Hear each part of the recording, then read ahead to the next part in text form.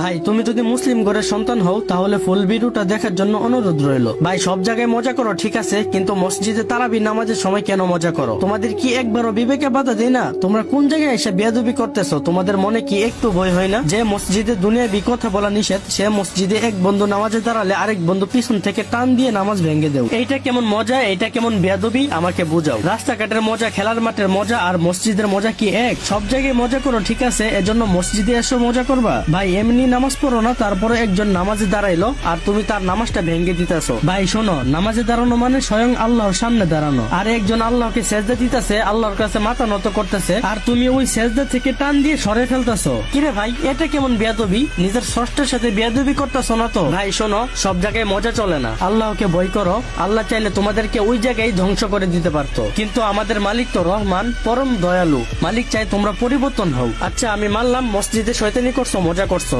কিন্তু কিছু কিছু পোলাপান মসজিদে একজনের নামাজ আরেকজন নষ্ট করতেছে, আবার ওইগুলা ভিডিও করে ব্যাকগ্রাউন্ডে ফানি সাউন্ড লাগিয়ে সোশ্যাল মিডিয়াতে আপলোড করতেছে। ভাই শুন, এটা একটু বেশি হয়ে যাইতেছে।